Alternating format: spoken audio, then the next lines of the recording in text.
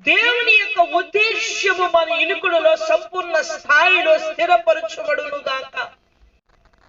బైబిల్లో అంజూరపు చెట్టుకున్న స్థాయి కన్నా, ఒలీవ చెట్టుకున్న స్థాయి కన్నా ఈ ద్రాక్షావల్లికున్నటువంటి స్థాయి మరింత ఎక్కువగా ఉన్నదని మనం గుర్తించాలి. ఎందుకంటే దేవుడు తన నిర్మాణ వ్యవస్థలో ఒక సంపూర్ణమైన నిర్దిష్టమైన ప్రణాళిక వేసుకున్నటువంటి స్థాయి ఈ ద్రాక్షావల్లి. కాబట్టి మనము ఆలోచించే స్థాయి, మనం నడిపించబడుతున్న స్థాయి, మన పూర్తి అవగాహన కలిగి నడవలసినటువంటి పరిస్థితి ఉందని మనం తెలుసుకోవాలి. ఎందుకంటే భక్తి అనేది స్వలాభము కొరకైనటువంటి ఒక భాగముగా భావిస్తున్నారు. కానీ భక్తి అనేది ఒక వ్యక్తికి పూర్తి అవగాహన ఎప్పుడు కలుగుతుందంటే, భక్తి చేసేది ఒక స్వలాభము కొరకు కాదు, కానీ పుట్టింపబడిన శైలిని బట్టి, మనము నడిపింపబడుతున్న తీరును బట్టి, మనము ఎక్కడికి నిశ్చయించబడ్డాము, మనం ఏ స్థితి నుంచి ఏ స్థితికి ఆ యొక్క పరిణామం చెందామనే విషయం మీద పూర్తి పట్టు సాధించగలిగితే ఖచ్చితమైన భక్తి అనుభవంలోనికి వెళతాం. ఎందుకంటే భక్తి అనేటువంటి పదం ఈ రోజు ఏం చేయబడిందంటే, భక్తి అంటే ఒక అభిప్రాయం, ఒక అభిప్రాయాన్ని బట్టి ప్రేమిస్తూ ఉన్నాడు. ఇప్పుడు నాకు పలానా వ్యక్తి నచ్చింది అనుకోండి, ఆ వ్యక్తిని నేను ఆరాధిస్తాను, అదే భక్తి. పలానా మొక్క నచ్చింది అనుకోండి, ఆ మొక్కను ప్రేమిస్తాను, ఆరాధిస్తాను, అదే భక్తి. కానీ మనం చేయవలసింది భక్తి కాదు, కానీ మార్గానికి ఒక నిర్దిష్టమైనటువంటి అవగాహనతో నడుచుకుని మనము దేవుని యొక్క సక్రియలను తెలుసుకొని మనము నిశ్చయత కొరకు ప్రయాణిస్తూ ఈ భూమి ఆకాశము నిర్మించబడిన స్థాయి స్థితిని గమనించుకోగలిగితే అప్పుడు మనము దేనిని ప్రేమించాలో, దేనిని గ్రహించాలో, దేని పట్ల నడవాలో, దేని పట్ల మనం ఆలోచించాలనే స్థాయిని మనం తెలుసుకోగలుగుతాం. కాబట్టి గనక మన పరమ తండ్రి అయిన ప్రభు యేసు తన ప్రేమను వ్యక్తం చేస్తూ, ఎందుకంటే దేవుడు ఈ లోకమును ఎంతో ప్రేమించాడు కనుక తన అద్వితీయ కుమారుడు లోకములకు వచ్చింది. కాబట్టి ఇక్కడ భక్తుడైన ప్రవక్త అంటున్నాడు, నా ప్రియుని కోసం నేను ప్రియమారా, ఎందుకంటే తన ప్రేమను నేను వ్యక్తపరుస్తున్నాను అంటున్నాడు, తన ప్రేమను తెలియజేస్తున్నాడు. కాబట్టి ఇక్కడ అంటాడు, నా ప్రియునికి ఒక ద్రాక్ష తోట ఉంది. ఏముందంటే తన ప్రియుడికి ఒక ద్రాక్ష తోట ఉంది. ఆ ద్రాక్ష తోటను నాటాడు. ఆ ద్రాక్ష తోటను నాటడానికి అక్కడ ఉన్న రాళ్ళన్నీ తీసివేశాడు, వాటిని చక్కగా సేద్యపరిచాడు. అది సత్తువ లేని భూమిని సత్తువ కలిగినట్టుగా చేశాడు. దేవునికి స్తోత్రం కలుగును గాక. ఎలా చేశాడు? దేవుడి లోకమును ప్రేమించి ప్రేమతో సత్తువ లేని భూమిని సత్తువగా చేశాడు. దీనికి మరింత ఉదాహరణ ఏంటంటే, ఏ భేదము లేదు, అందరూ పాపం చేసి దేవుని యొక్క కృపను కోల్పోయారు. అంటే సత్తువ లేదు, కృప లేదు. కృప లేని ఈ భూమి మీద కృపా సహితమైన క్రీస్తు ప్రవేశించడం వల్ల మనకి ఏమి కలిగింది అంటే, అది సత్తువ లేని భూమిని సత్తువుగా మార్చాడు. అంటే ఒక సారవంతమైన భూమిగా మార్చాడు. అక్కడున్న రాళ్ళన్నీ తీసివేశాడు. దానికట చక్కగా దానిని తవ్వి దాని యొక్క నేలని గొల్లుపరిచాడట. దేవునికి స్తోత్రం కలుగును గాక. ఈ భూమి మీదకి యేసు వారు వచ్చి చేసిన పనిని ఇది చూపిస్తా ఉంది. ఆయన ప్రియునికి ఒకే ఒక ద్రాక్ష తోట ఉంది. దేవునికి స్తోత్రం కలుగును గాక. 10 తోటలు వేసుకోలేదు ఆయన, ఒకే ఒక ద్రాక్ష తోట వేశాడు. ఆ ద్రాక్ష తోటని చక్కగా సేద్యపరిచాడు. ఎంత చక్కని అనుభూతో చూడండి. ఆ ప్రియుడు తన ప్రేమతో, ఎంతో ప్రేమతో నాటాడు. ఎలాంటివంటే శ్రేష్టమైనవి. ఏంటంటే ఏం నాటాడంటే, రాళ్ళు పీకేసింటారు, రాళ్ళు ఏరేసి ఆ యొక్క నేలను చక్కగా తవ్వి శ్రేష్టమైన ద్రాక్ష తీగలను నాటాడట. దేవునికి స్తోత్రం కలుగును గాక. నాటిన తర్వాత ఆయన అంటూ ఉన్నది ఏమిటంటే, అది చక్కని వంటి ఫలములిచ్చి అది చక్కగా ఫలభరితమైన పంటనిస్తుందని దాని మధ్యలో ఏం చేశాడట, ఒక తొట్టెను కూడా తొలిపించాడట. ఎందుకని? అది మంచి ఫలములు కాస్తుందని ఆశించి. కాబట్టి ఎంత సేద్యపరిచినటువంటి ఈ ద్రాక్ష తోట ఏమైందంటే కారు ద్రాక్షలు కాసిందట. ఏం చేసిందట? కారు ద్రాక్షలు కాసిందట.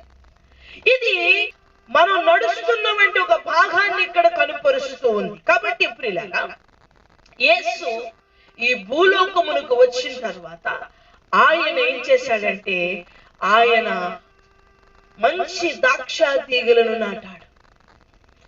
కానీ ఏం జరిగినాయి అంటే కారు ద్రాక్షలు అక్కడ ఏం జరిగింది? కాసినట్టుగా మనం చూస్తాం.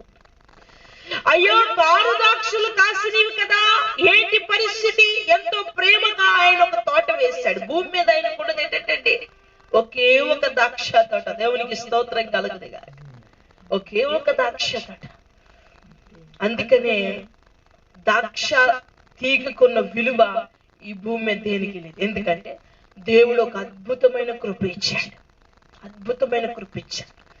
గ్రహించుకోలేకపోవచ్చు, కానీ ఇది ఆత్మీయ పాఠంగా గమనించండి. ఎందుకంటే ద్రాక్షావల్లివి నేను, తీగలు మీరు. దేవునికి స్తోత్రం. ఈ శాశ్వతమైన తీగలు ఎక్కడ దొరికినాయి ఈయనకి చెప్పాలి. ఇప్పుడు ఆయన శాశ్వతమైన తీగలను నాటాడు కదండి. అసలు ఆయనకి శాశ్వతమైన తీగలు ఎక్కడి? ఆయనలో నుంచే మనము ఏం చేయబడ్డాము? అందుకంటాడు కదా, ఆయన రూపంగా మనం ఏం చేయబడ్డాం? తయారు చేయబడ్డాం. మనము దేవుని యొక్క స్వరూప్యం ద్వారా దేవుని యొక్క రూపం మనం ధరించుకున్నాం. అందుకని అంటున్నాడు, ఈ శాశ్వతమైన తీగలు ఎక్కడి నుంచి వచ్చినాయి అంటే ఆయనలో నుంచి ఆయన ఏం చేశాడంటే ఆ ద్రాక్షల తోటలో నాటాడు. దేవునికి స్తోత్రం కలుగును గాక. అక్కడ వాటిని ఏం చేశాడంటే భూమి మీద అంటు కట్టించాడు ఆయన. అవి ఫలిస్తున్నాయి, అవి ఫలభరితమైన ఫలాలు ఇవ్వాలి అని ఎంతో మురిసిపోయాడు ఆయన. చివరికి వచ్చేటప్పటికి అవేం జరిగినంటే కారు ద్రాక్షలు కాసినట్టుగా చూస్తా ఉన్నాం. అక్కడ ప్రభు అంటున్నాడు, ప్రభు ఆవేదన పడుతూ చెప్తున్నాడు. 7వ వచనంలో చదువుతామండి. ఎవరికి చెప్తున్నాడు? ఆవేదన పడుతూ ఎవరికి చెప్తున్నాడు? అయ్యో, ఈ పంట ఇలా నాశనం అయిపోయిందని ఎవరికి చెప్తున్నాడు? ఎంతో ప్రేమగా వేశానయ్యా, రాళ్ళన్నీ వేలాను, నేలంతా కూడా నిస్సారమైన నేల, సారము లేని నేలను సారవంతంగా మార్చాను, ఫలింపు లేని వాటిని ఫలించేలా చేశాను, ఎంత కష్టపడ్డానే కానీ ప్రతిఫలం మీద వచ్చింది అని ఎవరికి చెప్తున్నాడు? ఎవరికి చెప్తున్నాడు అనేది 7వ వచనంలో చూద్దాం. చదవండి. ఇశ్రాయేలు వంశము సైన్యములకు అధిపతియగు యెహోవా ద్రాక్ష తోట. చూడండి, ఎవరిదంటండి? ఇది సైన్యములకు అధిపతియగు యెహోవా ద్రాక్ష తోట. ఈ ద్రాక్ష తోట కారు ద్రాక్షకాయకు కారణం ఏమిటి? చదువుదామండి. యూదా మనుష్యులు ఆయనకి ఇష్టమైన వనము. యూదా మనుష్యులు ఆయనకి ఇష్టమైన వనము. ఆయన న్యాయము కావాలనని చూడగా బలాత్కారము కనబడెను. ఇక్కడ ఆపుతామండి. ఇక్కడ అంటున్నాడు ఆయనకి ఇష్టమైన వంటి వనముగా చేశాడట. హల్లెలూయా. ఆయనకి ఇష్టమైన జనముగా నాటాడటండి. ఆ ద్రాక్షావల్లులు ఎవరంటే నాటబడిన మనమే, ఈ భూమి మీద అంటుకట్టిన మనమే. దేవునికి స్తోత్రం కలుగును. ఆయనే ఈ భూమి మీద మనల్ని నాటాడు. హల్లెలూయా. మనం అనుకుంటాము నేను బాగా ఉండాలని, మనం అనుకుంటాము బాగా చదువుకోవాలని, మంచి వివాహం జరగాలని, మంచి పిల్లలు పుట్టాలని, లేదా మంచిగా ఇంకా ఇంకా చెయ్యాలని. కానీ ఆయన అంటున్నాడు ఆయన మనల్ని నాటిన వాడు మరింతగా ఆశపడుతున్నాడు. హల్లెలూయా. కాబట్టి ఇక్కడ గమనిస్తే ఇక్కడ నా వనము ఏం చేయబడుతుందంటే బలత్కారము చేయబడుతుంది. హల్లెలూయా. ఇక్కడ బలత్కారము చేయబడడానికి గల కారణం ఏమిటి? ఇక్కడ మనం గమనించుకోగలిగితే ప్రియులారా, బలత్కారము చేయబడడానికి గల కారణం ఏమిటి అంటే మనము గమనించుకోవలసిన పరిస్థితి ఏంటంటే ఫలింపు లోపించింది. ఫలింపుకు సంబంధించినటువంటి మంచి ఫలములు అక్కడ లేవు. తను నాటినటువంటి శాశ్వతమైనటువంటి తీగలలో నుంచి మంచి ప్రతిఫలము కనిపించకపోవడానికి గల కారణం ఏంటంటే వారు మొట్టమొదటిగా బలత్కారం చేయబడుతున్నారు. అసలు బలత్కారం అంటే ఏమిటి? అసలు ఏ విధమైన బలత్కారం చేత వారు బంధించబడ్డారు అనే విషయం కీర్తనకారుడు మరింత స్పష్టతనిస్తూ ఉన్నాడు. చూద్దామండి కీర్తనల గ్రంథము. చూడండి, ఇక్కడ నిబంధనను అతిక్రమించడమే బలాత్కారము చేయడము. ప్రియులారా, దేవునితో ఒక మంచి ఒడంబడికలు చేసుకున్నది. ఎవరు ఒడంబడిక చేసుకున్నారు? ఏదైతే అంటు కట్టబడిన తీగలు ఉన్నాయో అవి శ్రేష్టమైన తీగలు. ఆ శ్రేష్టకరమైన తీగలైన వనములో ఉన్న వారు ఏం చేయబడ్డారంటే, ఈరోజు నీవు దేవునితో ఒక మంచి ఒడంబడిక, ఒక మంచి జీవితం కొరకు, ఒక సంతోషకరమైన నిర్మలమైన శాశ్వతమైన వాటి కొరకు అనేక మార్లు దేవునితో ఒక ఒడంబడిక చేసుకుంటాం. ఆ ఒడంబడిక మీరడమే బలాత్కారం చేయటం. అందుకంటాడు వారు ఏం చేయబడ్డారట? నిబంధనలు మీరారు. మనం చూస్తున్నాం, మనకలా ద్రాక్ష తోటలు, ద్రాక్ష గుత్తులు అంటే చిన్న చిన్నవి అనుకున్నారు కనుక. కానీ మన కాపు వేరు, అక్కడ కాసేవంటి కాపు వేరు. మనం గమనిస్తే కనుక అక్కడ కాచే కాపు ఎంతగా ఉంటుంది అంటే పెద్ద పెద్ద పెద్ద పెద్ద ద్రాక్ష గుత్తులు మనం చూస్తాం. ఒక్కొక్క గుత్తు 20 కేజీలు ఉండొచ్చు, 30 కేజీలు ఉండొచ్చు. పెద్ద పెద్ద గుత్తులు మనం చూస్తాం. కాబట్టి మన కాపు కాదు అది. అది దేవుని శాస్త్రమైన తీగులు కాసే కాపు. కాబట్టి గమనించండి ప్రియులారా, దేవుడు శాస్త్రకరమైన తీగలుగా మనల్ని అంటుకట్టాడు ఈ భూమి మీద. అంటుకట్టబడిన మనం ఏం చేయాలంటే, దేవునికి ఇచ్చినటువంటి ఒడంబడికను బట్టి, ఆ మంచితనమును బట్టి దాన్ని ఏం చేయకూడదంటే బలాత్కారం చేయకూడదు. దాన్ని మరింత స్పష్టతనిస్తూ ఇర్మియా గ్రంథంలో 20వ అధ్యాయం 18వ వచనంలో మరొక మాట రాసి ఉంది. ఇర్మియా గ్రంథం 18వ అధ్యాయం 8వ వచనం. 18వ అధ్యాయం 8వ వచనం. ఏ జనమును గూర్చి నేను చెప్పిదునో ఆ జనము చెడుతనము చేయటం మానిన ఎడల నేను వారికి చేయనుద్దేశించిన కీడును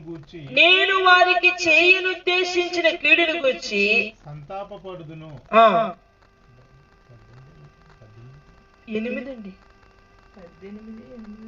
20వ అధ్యాయం 8వ వచనం. ఏలయనగా నేను పలుకున్నప్పుడల్లా బలాత్కారము జరుగుచున్నది, దోపుడు జరుగుచున్నది అని ఎలుగెత్తి చాటింపవలసి వచ్చెను. ప్రవక్త ఆవేదన చెందుతున్నాడు. ఎప్పుడు దేవుని మాట చెప్తున్నాడు అప్పుడు బలాత్కారం జరుగుతుంది. అంటే ప్రజలు అంగీకరించట్లేదు. ఎప్పుడు దేవుడు తన యొక్క వాక్కును అందిస్తూ ఉన్నాడు, ఎప్పుడు దేవుడు తన సురక్షితను గురించి చెప్తూ ఉన్నాడు, ఎప్పుడు తన ఉద్దేశాన్ని తెలియజేస్తా ఉన్నాడు, అప్పుడు ఏం జరుగుతుందంట? బలాత్కారం జరుగుతుంది. అంటే ప్రజలలో తిరుగుబాటు జరుగుతా ఉంది. ప్రజలలో దేవుని ఎడల మంచి ఫలములు ఇవ్వాలని, దేవుని ఎడల మంచిగా మసులుకోవాలనే ఆలోచన లేదు అనేటువంటి విషయాన్ని ఈ ప్రవక్త ఎలుగెత్తి చెప్తున్నాడు. ఎప్పుడైతే నేను ప్రజలకు దేవుని మాటను చెప్తూ ఉన్నానో అప్పుడు బలాత్కారం ప్రారంభించబడుతుంది అంటున్నాడు. కాబట్టి ప్రియులారా, ఎవరైతే నిబంధనలు మీరుతారో, నువ్వు చిన్నగా అంటుకట్టబడినప్పుడు నీకున్న లక్ష్యం ఏమిటి, నీకున్న నిర్ణయం ఏంటి, నీ యొక్క జీవితం యొక్క లక్ష్యం ఏమిటి? నువ్వు దేవునితో అంటుకట్టబడ్డావు. ద్రాక్షవల్లి తీగతో అంటుకట్టబడినప్పుడే అది బహుగా ఫలించును. కాబట్టి ఆయన శాశ్వతమైన ఒలీవ ద్రాక్ష చెట్టును కలిగి ఉండగా ఆయనలో నుంచి వచ్చినటువంటి తీగగా నువ్వేం చేయబడ్డావంటే అంటుకట్టబడి ఉన్నావు. అంటుకట్టబడిన నీ జీవితంలో ఆయన అంటున్నాడు, ఆయన మాట్లాడుతున్నాడు. ఎప్పుడైతే నిబంధనను మీరారో అందుకంటున్నాడు. వారు ఏం చేయబడ్డారో తెలుసా? వారు బలాత్కారం చేయడం ప్రారంభించారు, తిరుగుబాటు చేయడం ప్రారంభించారు. అప్పుడు వాళ్ళు ఏం చేయబడ్డారంటే నాకు దూరస్తులుగా వెళ్ళిపోయారు. ఎప్పుడు దేవునికి దూరస్తులుగా వెళ్ళిపోతారో అప్పుడు మంచి ఫలములు ఎలాగొస్తాయి? కాయ కాస్తుంది, పువ్వు కాస్తుంది, చెట్టు ఎదుగుతుంది. కానీ అది ఏమైపోతుంది? ఇప్పుడు మనం చూస్తాం బోన్సే మొక్కలని మనం చూసినప్పుడు నర్సరీలో పెడతా ఉంటాం. చెట్టు చాలా పెద్దదే, ఒక 30 సంవత్సరాలు 40 సంవత్సరాల చెట్టుని చూస్తాం, కానీ అది చూస్తే మనిషి అంత హైట్ ఉండడం లేదా కిందకు ఉంటే. ఎందుకంటే దాని యొక్క తల్లి వేరు ఏదైతే ఉందో దాన్ని కట్ చేసేస్తారు. ఎప్పుడైతే తల్లి వేరును కట్ చేసేస్తారో ఆ చెట్టు ఏమైపోతుందంటే దాని ఎదుగుదల అనేది ఉండదు. ఇంకా అది ఎదుగుతుంది కానీ అక్కడికక్కడే కుషించిపోతా ఉంటది అన్నమాట. కాబట్టి ఇక్కడ ఏం చేస్తున్నారంటే ఆయన వేసినటువంటి వనములో ఆయనకి వ్యతిరేకంగా ఉండడం వలన ద్రాక్షావల్లి తీగతో అంటుకట్టబడే స్థితి నుంచి దూరం అయిపోతున్న వలన వాళ్ళు ఏం చేయబడుతున్నారంటే దేవునికి విరోధమైన కాపు కాస్తుంది. కాబట్టి ద్రాక్షావల్లి తీగగా ఉన్న మన జీవితాలు దేవునికి దూరం అయిపోవడం వలన ఏం చేయబడుతుంటే దేవుని సంతోష పెట్టేవంటి కాపు అనేది ఉండదు, దేవునికి సంతోషకరమైనటువంటి కాపు ఉండదు. అందుకని ఇక్కడ ఒకే మాట చెప్పింది, ఏంటది? సంతోషకరమైనటువంటి ఒక భాగం నాది. కాబట్టి ఈ సంతోషకరమైనటువంటి ఈ యొక్క ఫలింపుని నేను ఇవ్వకుండా చెట్ల మీద రాజుగా ఉండటం నాకు కుదరదు అంటుంది. కానీ ఈ రోజు మానవులుగా మనం ఆలోచించవలసిన స్థితి, స్థాయి ఏంటనేది మనం తెలుసుకోవాలి. కాబట్టి బలాత్కారం చేసిన తర్వాత దేవుని యొక్క నిబంధన మీరిన తర్వాత ఏం చేశారు అనే విషయాన్ని ఇంకా చెప్తూ ఉన్నాడు. చూడండి, అయ్యో మాట్లాడుతూ ఉన్నారు అక్కడ. ఇంకా ప్రభు ఆవేదన చెందుతూ మాట్లాడుతున్నటువంటి మాటలు మనం విందాం. చదవండి. దినమెల్లా యెహోవా మాట నాకు అవమానమునకును అపహాస్యమునకును. అది అవసరం లేదండి. యెషయా గ్రంథం 55వ అధ్యాయం 8వ వచనం చదువు, 7వ వచనాన్ని కంటిన్యూ చేయండి. అది వనము దగ్గర నుంచి చదవండి.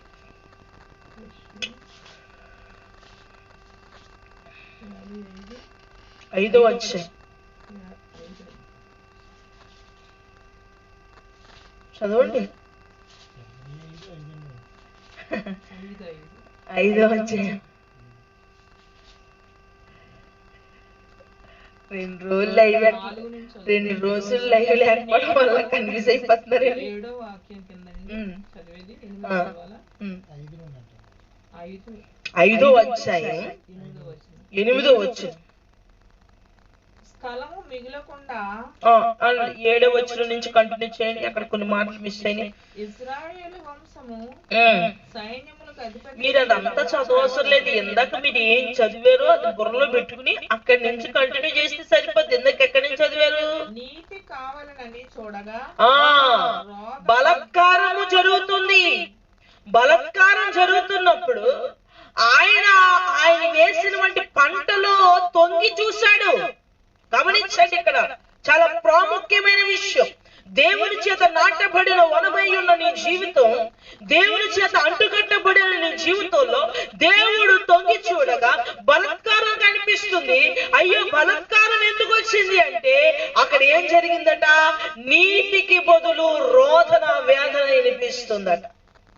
ఏంటి నేను తొంగి చూస్తున్నాను? ఆ ఫలభరితమైన పంటనిస్తున్నాను కొని తొంగి చూస్తా ఉంటే అక్కడ కారు ద్రాక్షల కాసిని ఏంటంటే తొంగి చూస్తా ఉంటే అయ్యో ఈ వనమంతా కూడా, ఈ జనమంతా కూడా ఏం చేయబడ్డారంటే కారు ద్రాక్షలు కాశాయి, బలాత్కారం చేయబడింది. నా నుండి అడ్డుకట్టబడిన తీగ నా నుంచి వేరుపరచబడి ఫలములను ఫలించాలనే ఆశ కలిగి ఉంది. అయ్యో ఈ పరిస్థితి ఎందుకు వచ్చింది అని తెంగి చూడగా వారిలో నీతి పోయి వేదన కనిపిస్తూ ఉందట. ఎందుకు వారిలో నీతి కనిపించట్లేదంటే ఆయన నాటిన వనములలో ఏమి కావాలంటే దేవుని నీతి కావాలి. ఇప్పుడు స్వనీతి ద్వారా వచ్చేది ఏంటంటే వేదనే. స్వనీతి ద్వారా వచ్చేది ఏంటంటే వేదన, వేదన, వేదన, వేదన. ఎందుకంటే ఒక మానవుడు తన స్వనీతి ఏం చేస్తుందంటే వేదనకి నడిపిస్తుంది.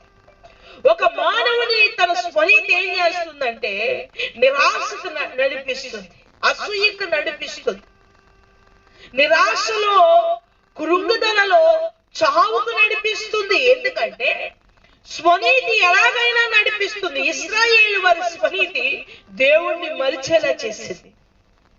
దేవుడు చేసిన గతములో చేసిన కార్యములు మరిచేలా చేసింది.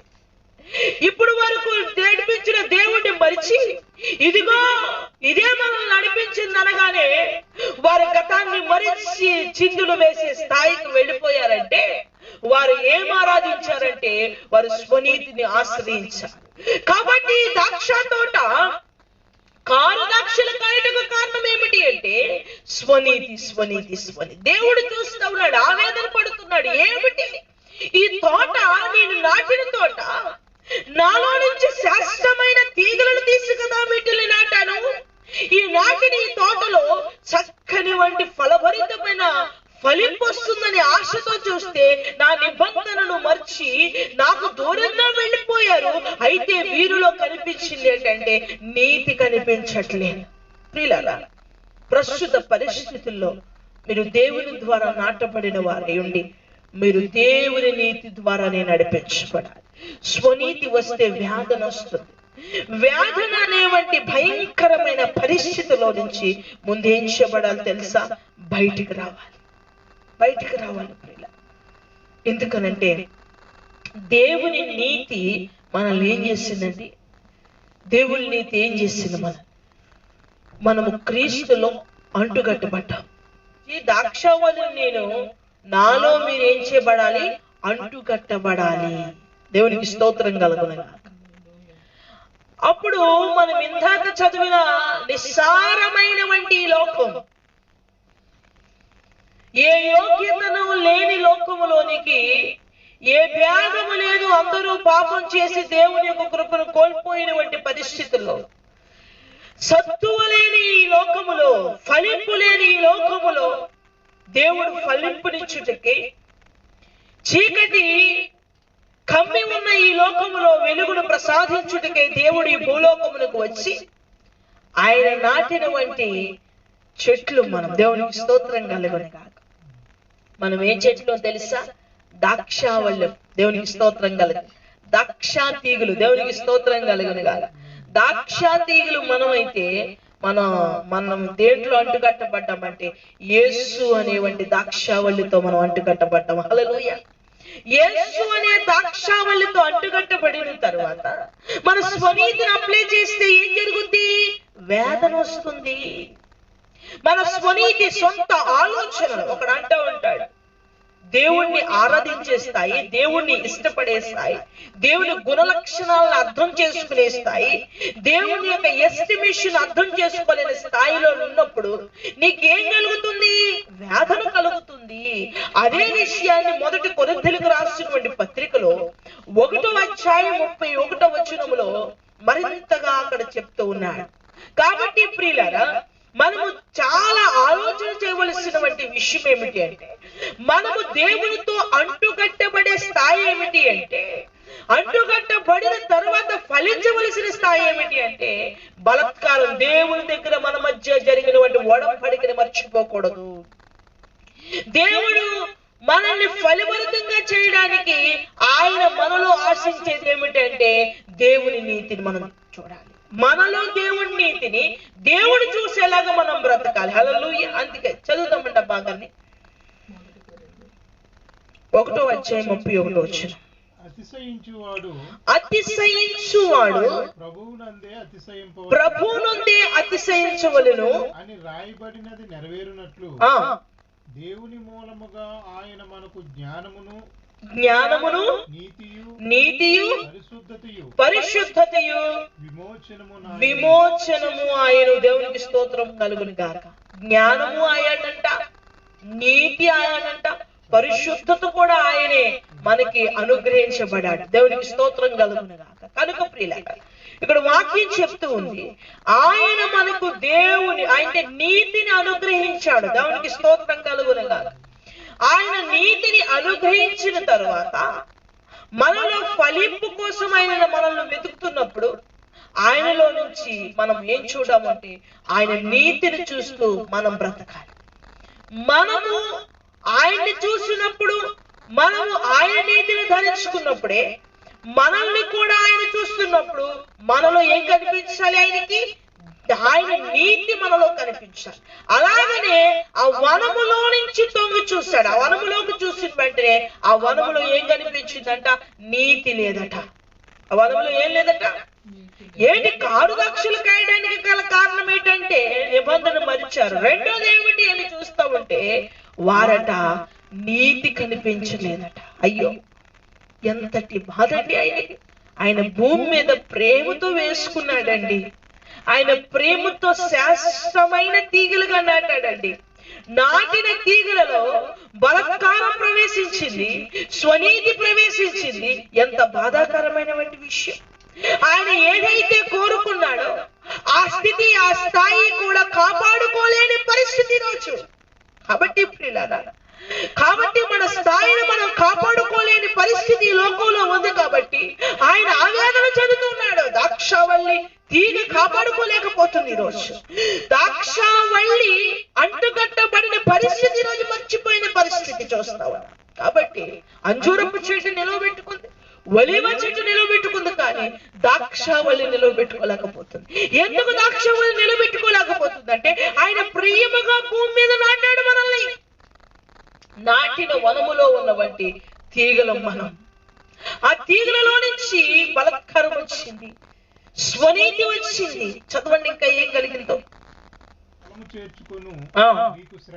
చూడండి, వీళ్ళు స్వనీతిని అప్లై చేసేస్తున్నారు. ఏం చేస్తున్నారండి? స్వనీతిని అప్లై చేసేస్తున్నారు. ఏం చేస్తున్నాయి ఈ తీగలు? ఏం చేస్తున్నాయంటే ఇంటికి ఇల్లును దోచుకుంటున్నాయి, స్థలములు దోచుకుంటున్నాయి, అన్యాయంగా వెళ్ళిపోవడం, అక్రమాలు చేయడం, దోచుకోవడం, నిందలు మోపడం, ఇంకంతా కూడా వారి స్వనీతిని అప్లై చేస్తున్నారు. ఎందుకంటే ఇశ్రాయేలు సమాజంలో కూడా అనేక మంది స్పీడ్గా వెళ్తున్నారట. కొంతమంది మేము బాగా నడుస్తున్నామని చెప్పుకోవడానికి గర్వంగా నడుస్తూ ఉంటే, కొంతమంది బలహీనులు వెనకాల వస్తుంటే, ఈ వెనకాల వస్తున్న బలహీనుల వల్ల మేము ఆగుకోవలసి వస్తుందని కొంతమంది అట పొడుచుకొని చంపేసుకున్నారట. ఎందుకో తెలుసా? వారి యొక్క స్వనీతి ఏం చేసిందో తెలుసా? అనేకులు వారికి వాళ్ళే పొడుచుకొని చంపేసుకునేలా చేసింది. వారి ఇశ్రాయేలు ప్రయాణంలో పొడుచుకొని ఎందుకు చచ్చిపోయారు? వారి స్వనీతిని వారు విడిచిపెట్టుకోలేదు.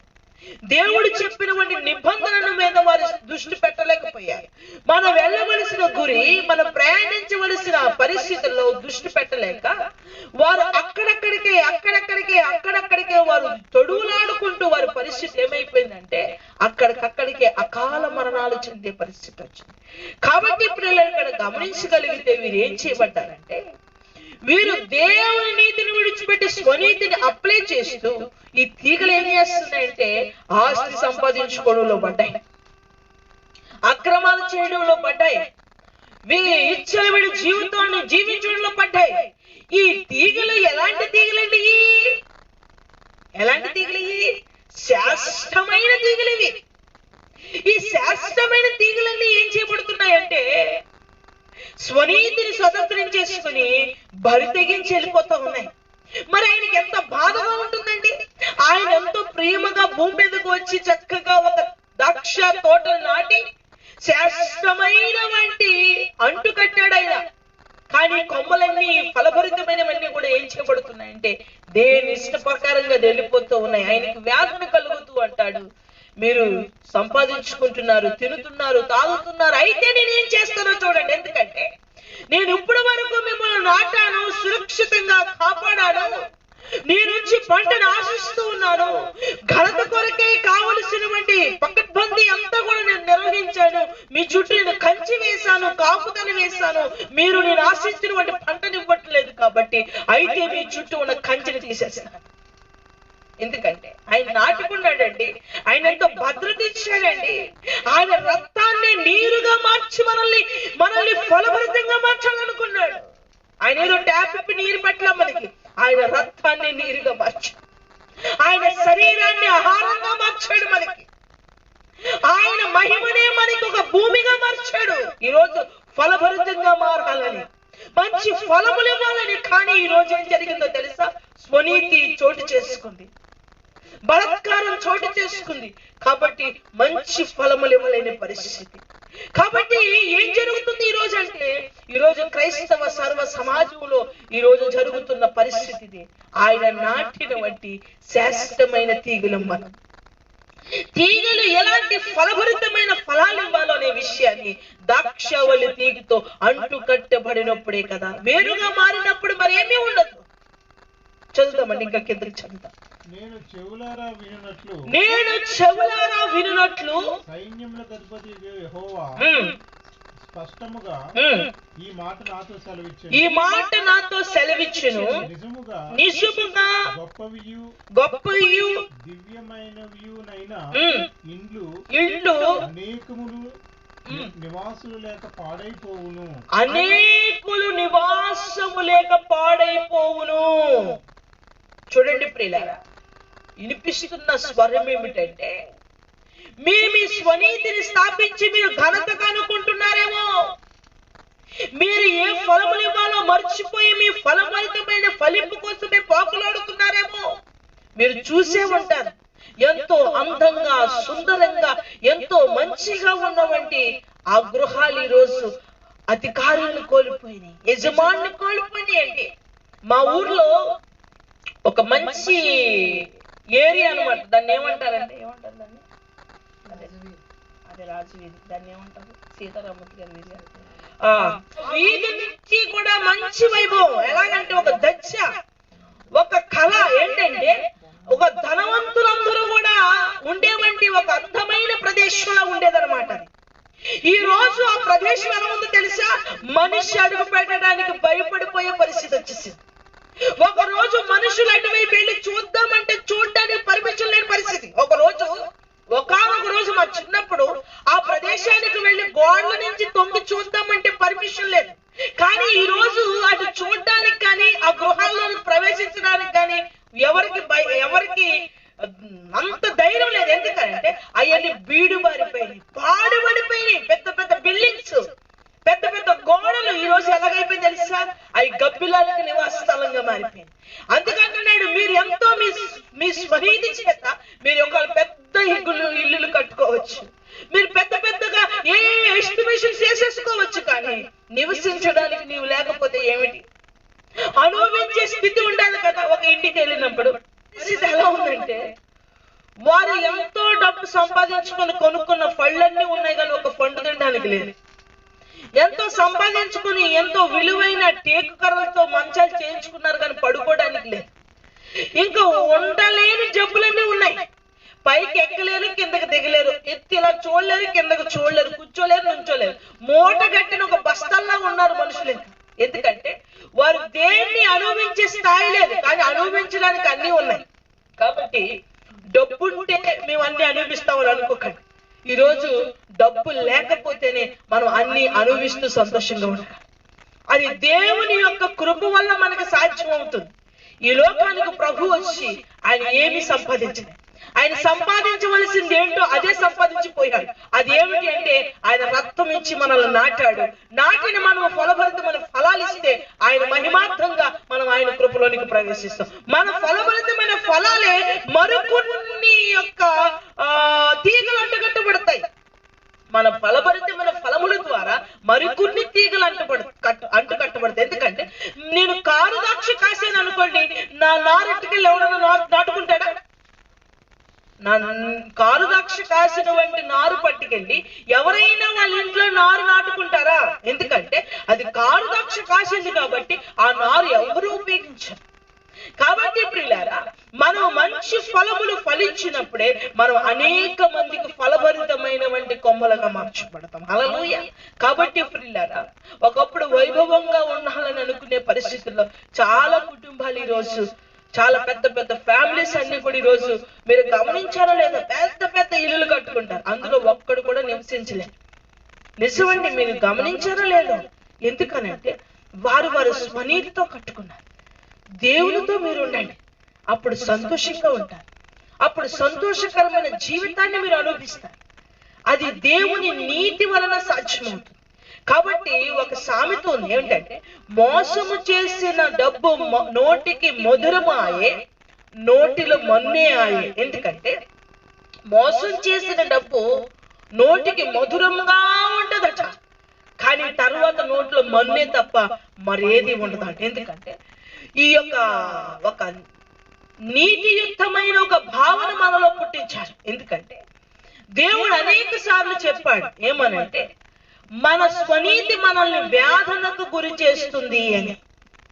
దేవుని నీతి మనల్ని విశ్రాంతిలోనికి ప్రవేశిస్తుంది, భూమి మీద సంతోషం వైపుకు నడిపిస్తుంది. హల్లెలూయా. కిందకి చదువుతామండి. 10 ఎకరముల ద్రాక్ష తోట ఒక కుంచెడు రసమిచ్చును. 10 ఎకరాల ద్రాక్ష తోట కుంచుడు రసం అంటే ఎంత దౌర్భాగ్యమైన పరిస్థితులు చూడండి. ఏంటి అంటే, మీ స్వనీతితో మీరు వ్యాపారాలు చేస్తుంటే, మీ స్వనీతితో మీరు ప్రయాసపడిపోతుంటే, అసలు ఖాళీ లేదండి. 24 గంటలు నా ఉద్యోగానికే సరిపోతుందండి. నీ ఉద్యోగంలో నువ్వు 10 కోట్లు సంపాదించు, అది రూపాయలాగా అయిపోద్దట. అంత కోట్లు సంపాదించినోడు కూడుండదు. ఆ 100 రూపాయలు తెచ్చుకున్నవాడు చక్కగా 2 కేజీలు బియ్యం తెచ్చుకుని అందంగా వండుకుని తింటాడు. అడిగి తినడానికి ఖాళీ ఉండదు. తిందామంటే బోల్ టెన్షన్స్, పెట్టుబడులు పెడతాడు, అప్పులు ఎన్నో. ఆడు బయటకు కనిపించడు అంతే. మీరు ఏదో అనుకుంటారు, ఆడు కోట్ ఉంది, బూట్ ఉంది, ఆడు కారు ఉంది, ఆడు బాగా ఉన్నాడు అనుకుంటాడు. కాదు కాదు, దేవుని వాక్యం చెప్తుంది ఎంత దౌర్భాగ్యమైన పరిస్థితి అంటే, ప్రియులారా, దేవుని ద్వారా అంటుకట్టబడే స్థితి నుంచి మీరు వేరుపరచబడితే మీ ప్రయాస ఈ రీతిగా ఉంటుంది. మీ ప్రతిఫలం అనేది ఎలా ఉంటుందంటే, మీరు సంవత్సరం అంతా కష్టపడి 5 లక్షలు సంపాదించవచ్చు. ఓకే, 5 లక్షలు పోవడానికి 1 నిమిషం చాలు కదా. చెప్పండి, ఒక సంవత్సరం అంతా కష్టపడి ఒక 5 లక్షలు సంపాదించారు, పోనీ 1 లక్ష సంపాదించారు. ఆ 1,00,000 రూపాయలు పోవడానికి 1 నిమిషం చాలండి. ఎందుకంటే ప్రియులారా, డబ్బు ఉండడం లేదా డబ్బు లేకపోవడం అనేది పెద్ద సమస్య కాదు. ఈ రోజు అదే పెద్ద సమస్యగా మారిపోయింది. ఎందుకంటే మనిషి దాని మీదే ఆధారపడుతున్నారు కాబట్టి ప్రియులారా, ఆకాశ పక్షులు చూడు, ఎత్తువు కుయ్యవు, వాటిని పోషిస్తున్నవాడు. వాటికి ఆరోగ్యంగా వాటికైనా ఎప్పుడైనా అజిత్ వచ్చిందండి? అవి ఎప్పుడైనా కళ్ళు తిరిగి పడిపోయినాయా? అసలు వాటికి ఏమైనా నీరసాలు ఉన్నాయా? అసలు అవుతుందా? నీ ఇష్టమే నీ స్వనీతి. నీ ఇష్టాన్ని విడిచిపెట్టి దేవుని ఇష్టాన్ని కొనసాగించడం అంటే దేవుని నీతి. కాబట్టి నువ్వు దేవుని ఇష్టాసారంగా నడిస్తే దేవుని నీతిని అనుసరించి నడుస్తున్నట్టు. నీ ఇష్టాన్ని నువ్వు ప్రేమించి నడుస్తుంటే నీ స్వనీతిని నువ్వు అనుసరిస్తున్నట్టు. కాబట్టి నీ స్వనీతిని అనుసరించి నువ్వు ఎంత కష్టపడుతున్నా, ఎంత ప్రయాసపడుతున్నప్పటికీ ప్రతిఫలం ఎంత వస్తుందో తెలుసా? కొంతే ప్రేమైనా కొంతే, డబ్బైనా కొంతే, ఆరోగ్యమైనా కొంతే, లోకంలో ఏదైనా కలిగేది కొంతే. 100% లో నీకు కలిగేది ఏంటో తెలుసా? 1% లో సగం అన్నాడు. 1% లో కూడా సగమే. కాబట్టి అది పూర్తిగా కూడా, అంటే నువ్వు ఎంత నష్టపోతున్నావు? 99% లో ఇంకా చాలా నువ్వు నష్టపోతున్నావు అనే విషయాన్ని గమనించాలి. కొంచెం కిందకు చదవండి. మద్యము తాగుదుమని వేకువనే లేచి ద్రాక్షారసము తమకు మంట పుట్టించు వరకు చాలా రాత్రి వరకు పానము చేయు వారికి శ్రమ. చూడండి పిల్లలు, చాలా రాత్రి పొద్దుటి తీసామనుకోండి, పొద్దుటి తీసిన ద్రాక్షారసం తాగేస్తే కమ్మగా చక్కగా ఉంటుంది. దాన్ని సాయంత్రం వరకు కాక చాలా రాత్రి ఎంత వరకు ఆగి తాగేవానికి ఏముంది? పులుసుపోయి గొంతుకు మంట వస్తుంది. అవునా కదా? అందుకంటున్నాడు, ఎవరికి శ్రమ? మీరు ఫ్రెష్ గా ఉన్న ద్రాక్షారసం తాగక మీరు పులవ పెట్టుకొని గొంతుకు మంట కలిగేలాంటి ద్రాక్షారస మధ్యాహ్నం మీరు తాగితే కనుక మీకు శ్రమ. మరి గమనించండి, చాలా మంది ఈరోజు ఏంటంటే, దేవుడు సృష్టించాడు కదండి, సృష్టించిందన్నీ మనకే. అవును, సృష్టించాడు అనే తిన్నది ఎవరు? అవ్వమ్మ సృష్టించాడు అనే తిన్నది. వెంటనే ఏ యోగ్యత నుంచి ఏ అయోగ్యతలోకి వెళ్ళిపోయిందో మీరు చూశారు.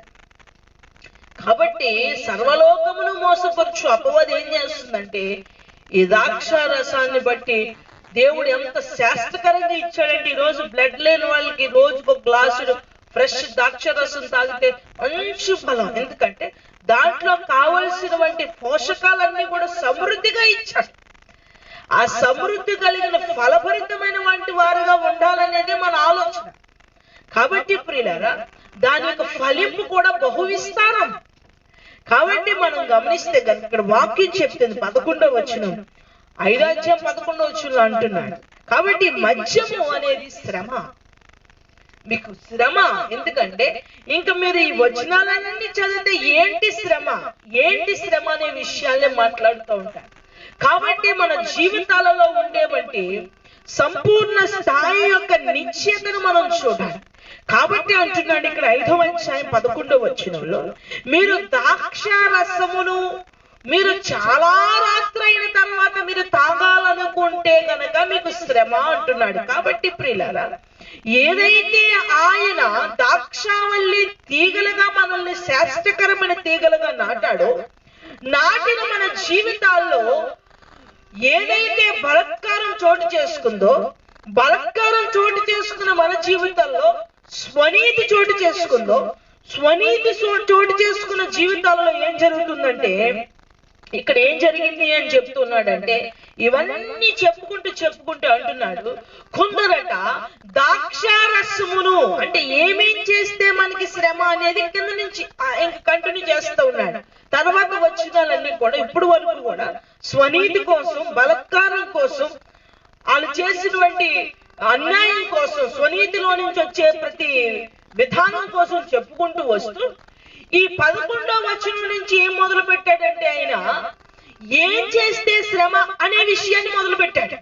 దాని కింద నుంచి మీరు చదివితే కనుక మీరు యెషయా గ్రంథం 11వ అధ్యాయం అంతా చదవండి. ఈ 11వ వచనం నుంచి ఏం మొదలు పెట్టాడంటే, ఇప్పుడు సరే మీరు ఈ రీతిగా చేస్తున్నారు కాబట్టి, ఈ రీతిగా మీరు బ్రతకడానికి నిర్ణయించుకున్నారు కాబట్టి, నేను శాశ్వతకరమైనటువంటి తీగలుగా మిమ్మల్ని అంటగట్టాను. ఆ శాశ్వతకరమైన తీగలో నుంచి మీరు ఏం చేసుకున్నారంటే మీ వేరు కుళ్ళు పరిచేసుకున్నారు. మీ వేరు కుళ్ళు పరిచేయడం వలన మీరు ఏం చేయబడ్డారంటే కారు ద్రాక్షలను కాయడానికి మీరు సిద్ధపడిన మీ శరీరంలో మీకు కలిగే శ్రమ ఏంటో తెలుసా? స్వనీతి ఏం చేస్తుంది? ఫస్ట్ స్వనీతి ఏం చేస్తుంది? దేవునికి విరోధమైన పనులు జరిగిస్తుంది. ఏం చేస్తుందండి? స్వనీతి ఏం చేస్తుంది? దేవునికి విరోధమైన పనులు జరిగిస్తుంది. దేవునికి విరోధమైన పనులు జరిగించే కార్యక్రమాల్లో మొత్తు అనేది చాలా ప్రమాదకరమైన పాత్రను పోషిస్తుంది. అది తాగుట వలన మొత్తం అయి ఉండొచ్చు, శరీరము ద్వారా జరిగించే మొత్తం అయి ఉండొచ్చు.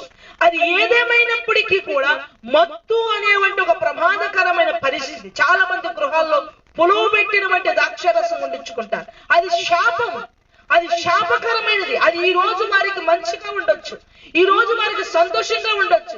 అదేంటేలేండి, అది మామూలుదేలే అని చెప్పేసి చాలా మంది కుటుంబాలు, కొంతమంది క్రిస్టియన్ కుటుంబాలు ఏం చేస్తాయంటే వారికి వారే ద్రాక్షారసాన్ని ప్రిపేర్ చేసుకుని వాళ్ళు ఏం చేస్తారంటే వాళ్ళందరూ కొన్ని కలుపుకోవలసినవి కలుపుకొని మరొక రిజర్వ్ చేసుకుని వాటిలో ఏం చేస్తారంటే మేము తయారు చేసుకున్న ద్రాక్షారసం ఎందుకు తయారు చేసుకున్నారు? ఆ రోజు బైబిల్లో తయారు చేసుకున్నట్టే మేము తయారు చేసుకుని ఏం చేస్తున్నాం? తాగుతున్నాము. కానీ దేవుడు ఎలాంటి తాగమన్నారు, ప్రజలు ఎలాంటి తాగారు, దాని వల్ల జరిగిన ప్రతి విఫలత కూడా దేవుడు మరింత స్పష్టతను బైబిల్లో అన్ని చోట్ల కూడా రాయించారు. అలాంటి ద్రాక్షారసం తాగడం వలన జరిగే ప్రతి పరిస్థితిని కూడా బైబిల్లో చాలా చక్కగా వివరించడం జరిగింది. ఎందుకంటే దేవుడు దేన్నైతే విసర్జించమన్నాడో అది ప్రేమించడానికి గల కారణం ఏమిటంటే స్వనీతి. కాబట్టి ఇక్కడ మనం చూస్తే కనుక ఎప్పుడైతే ప్రజల్లో 7వ అధ్యాయము, 8వ అధ్యాయం, 9వ అధ్యాయం, 10వ అధ్యాయం అంతా కూడా చూస్తే అక్కడ స్వనీతి చేసేవంటి పనులు చూపించడం జరిగింది. ఆ పనులు చూపించిన తర్వాత 11వ వచనం అంటాడు, సరే మీరు ఇప్పుడు ఏం చేయబడతారంటే స్వనీతి ద్వారా మొత్తుకు అలవాటు అవుతారు. అందుకనే చాలా మంది క్రైస్తవ కుటుంబాలు వారు వ్యభిచారాన్ని విడిచిపెట్టలేరు, మందును విడిచిపెట్టలేరు. ఎందుకంటే మద్యపానాన్ని ఎందుకు విడిచిపెట్టలేరంటే వారు స్వనీతిని విడిచిపెట్టలేరు. వారు దేవుని నీతిని స్వతంత్రించుకోలేదు కాబట్టి, వారు స్వనీతిని విడిచిపెట్టుకోలేదు కాబట్టి, స్వనీతి ఉన్నప్పుడు దేవుడి యొక్క నీతికరమైన పనులన్నీ కూడా వ్యతిరేకంగానే ఉంటాయి. ఒకవేళ స్వనీతి ఉన్న వారి యొక్క భక్తి జీవితంలో నీతికరమైన భక్తి జీవితం కూడా ఎలా ఉంటుందంటే ఆడ అలాగే చెప్తాడు, అన్ని బోడి మంది చెప్తారు, అన్ని అందరూ వినేస్తామా ఏంటి, అన్ని చేసేస్తామా ఏంటి, చెయ్యకపోతే ఎవడు పోతాడు? ఇప్పుడు చెప్పేది వాక్యం, మనిషి కాదు. ఎందుకంటే చాలా మంది ఏమనుకుంటారంటే వాళ్ళ మనసుల్లో కలిగిన భావాలను స్థిరపరిచేసుకుంటారు.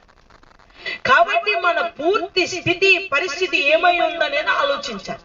కాబట్టి స్వనీతి చేసే పని ఏంటంటే నిన్ను మత్తుకు అలవాటు చేస్తాను, నిన్ను వ్యభిచారానికి, శరీర సుఖానికి అలవాటు చేస్తాడు. ఇశ్రాయేల్లో కూడా మనం చూస్తాం చాలా సార్లు వాళ్ళు ఏం చేయబడ్డారు.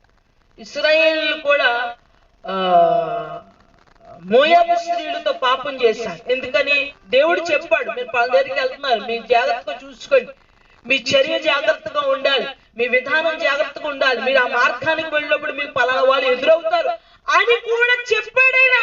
చెప్పినప్పటికీ కూడా వాళ్ళు ఏం చేశారు తెలుసా అంటే ఆడతో పాపం చేశారు. కాబట్టి ప్రియులారా, దేవుడు నీతి, ఇదిగో నువ్వు పాపం చేస్తున్నావు, మద్యం త్రాగునోడు ఏమవుతాడని చెప్పింది బైబిల్ వాక్యంలో, అల్లరి పాలు అవుతావు, నువ్వు అపహాస పాలవుతావు, నువ్వు సమర్థవంతమైన తండ్రిగా ఉండలేవు, తల్లిగా ఉండలేవు, బిడ్డగా ఉండలేవు, నువ్వు శరీర కార్యాలు జరిగించేవారైతే నువ్వు మంచి జీవితాన్ని జీవించలేవు. ఈరోజు చూస్తున్నాం చాలా మంది 2 ఏసి 3 ఏసి వివాహాలు చేసుకుంటారు. నిజంగా అనిపిస్తుంది వాళ్ళని చూసినప్పుడు, అసలు ముఖానికి ఒక భార్యను పోషించలేనట్టున్నాడు ఒకడండి. ఒక వ్యక్తి అండి, నేను చూశాను. ఆ వ్యక్తి చూస్తే ఎలా ఉన్నాడంటే వాడే ఫుడ్ తినలేడు లాగా, వాడు చేసుకున్నవాడి భార్యకి ఫుడ్ ఎట్లేనంత నీరసంగా ఉన్నాడు. చూస్తే భయంకరంగా ఉంది. వాడిని అంటే పాము పుట్టిందంట. వాడిని పాము కరిస్తే వాళ్ళ భార్య చాలా సేవలు చేసిందంట. ఎక్కడికో ట్రీట్మెంట్ చేయించుకోవడానికి వెళ్లే దగ్గర ఇంకొక భార్య పరిచయం పెళ్లి చేసుకున్నాడు. ఆ భార్య దగ్గర నుంచి ఇంటికి రావద్దు, ఈ భార్య పుట్టింటికి వెళ్తే పక్కింటి దాన్ని పెళ్లి చేసుకున్నాడు. ఎంత చిత్రంగా ఉందంటే, నిజంగా మనిషి ఎంత బరి తెగించాడంటే అవకాశం ఉన్న ప్రతి చోట పాపం చేయడానికి ప్రారంభిస్తున్నాడు.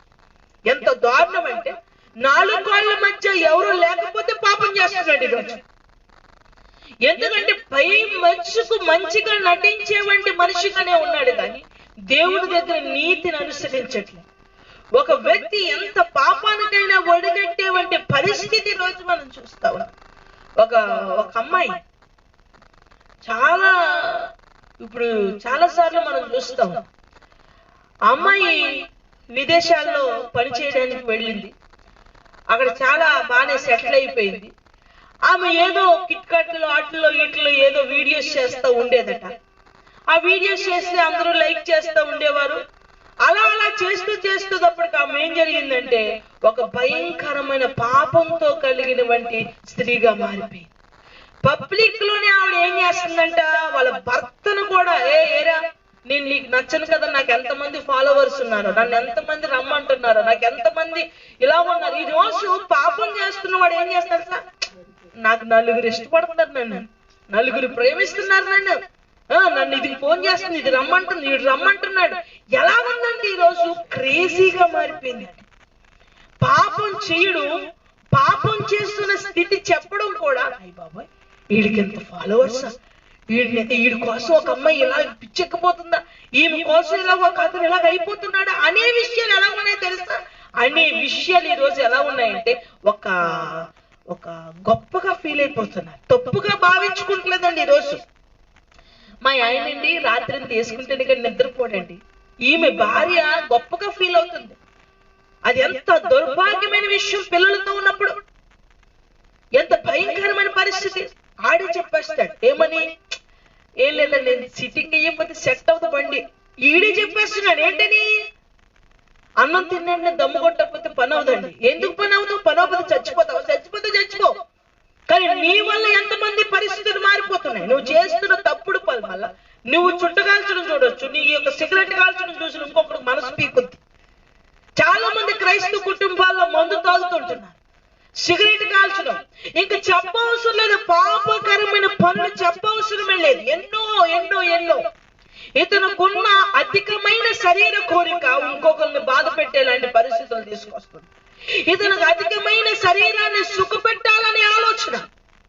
కాబట్టి ప్రియులారా, శరీరం మీద ప్రేమ పంచుకోవద్దనే అపోస్తులైన పౌలు చెప్తాడు. ఏమనంటే ఇది మత్స్యమైన శరీరం, ఈ శరీరం అనేది మట్టిలో కలిసిపోయేది. కాబట్టి నేను ఈ శరీరం సైత అక్షయతను ధరించుకుంటుంది. కాబట్టి ఈ శరీరంలో మంచి చేద్దామన్నా మంచి చేసేది ఉండదు. కాబట్టి ఇందులో లేదు. కాబట్టి ఇదేం జరుగుతుందంటే ఇది పాడైపోయే శరీరం. ఈ పాడైపోయే శరీరం తర్వాత మహిమను ధరించుకున్నది. అదే నిత్యమైన శరీరం, అది నిత్యమైన జీవితం కొరకే నేను ప్రయాసపడుతున్నాను అంటాడు అపోస్తులైన పౌలు. కాబట్టి ప్రియులారా, శరీర సంబంధమైన పరిస్థితుల మీద పట్టు సాధించాలి. కాబట్టి ప్రియులారా, అందుకని అంటున్నాడు, ఒకవేళ మీరు ఈ యొక్క ఉపదేశాన్ని వింటున్నారు, గమనించండి. ఎప్పుడైతే దేవుని వనములో శాశ్వతమైన తీగలుగా ఉన్నవారు దేవుని ద్వారా అంటుకట్టబడిన తర్వాత అంటుకట్టబడిన స్థితి నుంచి వేరుపరచబడ్డారో, వేరుపరచబడిన స్థితి ద్వారా నుంచి నిబంధన మరిచి బలాత్కారం చేశారో, బలాత్కారం జరిగిన తర్వాత స్వనీతి ద్వారా వారు లోకాన్ని ప్రేమించడం ప్రారంభించారో, అప్పుడు జరిగే మొట్టమొదటిది ఏమిటి అంటే భక్తుని ప్రేమించడం. మీకు శ్రమ, మీకు శ్రమ. రెండోది తర్వాత ఇంకా చదవండి. వారు సితార, స్వరమండల, తంబుర, సన్నాయిలను వాయించుచు ద్రాక్షారసము త్రాగుచు విందు చేయుదురు గాని యెహోవా పని యోచింపరు. యెహోవా చేసినటువంటి పనిని యోచించకుండా ఆయన హస్తకృత్యములను లక్ష్య పెట్టరు. కావున నా ప్రజలు జ్ఞానము లేకయే చెరపట్టబడిపోవచ్చున్నారు. ఆపుదామండి. వీళ్ళు ఏం చేశారంటే, దేవుడు చేసిన పనిని తెలుసుకోకుండా దేవుడు చేసిన పనిని పూజించడం మొదలు పెట్టాడు. తాగుచు, తినుచు, ఇష్టం వచ్చినట్టుగా జీవిస్తూ ఆయన నాటిన ప్రజలు మనం గుర్తుంచుకోండి. ఆయన నాటిన శాశ్వతమైన తీగలు లోకం కాదు. లోకములో దేవుడు భూమి మీద తను వేసుకున్న వంటి ఒక ద్రాక్ష తోటైన మనమే, దేవునికి స్తోత్రం కలుగును గాక. భూమి మీద వేసుకున్న ద్రాక్ష తోట మనము. మన తీగలు ఎక్కడి నుంచి వచ్చినాయి? భూమిలో నుంచి తీలా, ఎక్కడి నుంచో కొన్ని విత్తనాలు తీసుకొచ్చి వేయలే. ఆయన ద్రాక్ష వల్లి కాబట్టి ఆయనలో నుంచి తీగలు తీసుకొచ్చి మనల్ని అంటు పెట్టాడు. దేవునికి స్తోత్రం కలుగును గాక. కాబట్టి అంటున్నారు, వీళ్ళట ఆయన పనిని, ఆయన చేతి పనిని, ఆయన సృష్టించిన సృష్టి క్రమాన్ని మరిచిపోయి వారు ఏం చేశారో తెలుసండి? అదే చెప్తున్నాడు. వెనక్కి రండి, అదే భాగాన్ని మరలా చూద్దరు. కానీ యెషయా గ్రంథం 2వ అధ్యాయం 7, 8, 9 వచనాల్లో చెప్తున్నారు. ఇలాగే వాళ్ళు ఇచ్చలవిడిగా వారి సంపాదన మీద, వారి యొక్క ఆస్తి పెంచుకోవడం మీద, వారి సుఖపడటం మీద ఆలోచన పెట్టట.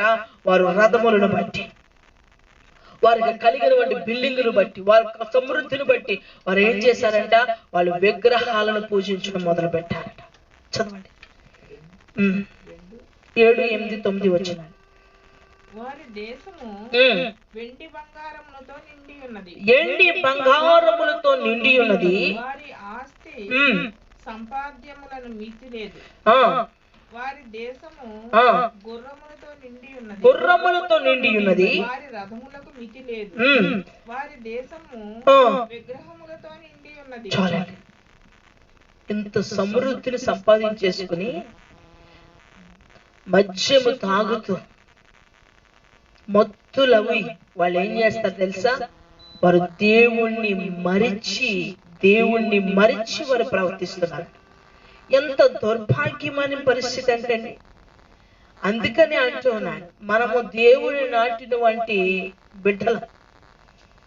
మనం ఆయనతో అంటుగట్టబడినప్పుడు మనం ఎలా జీవించాలో తెలుస్తుంది. ఎప్పుడైతే దేవునితో వేరుపరచబడ్డారో, ఆత్మీయ స్థితిలోంచి పడిపోయారో, వాళ్ళ పరిస్థితి చాలా దారుణంగా ఉంటుందండి.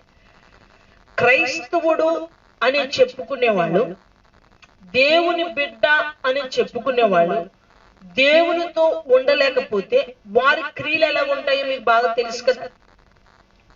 లోకములో ఉన్నవాని క్రియల కన్నా దేవునితో అంటుకట్టబడిన తర్వాత వేరు చేయబడిన వారి క్రియలు మరింత దుర్భాగ్యంగా ఉంటాయి. మీకు మరొకసారి చెప్పనా?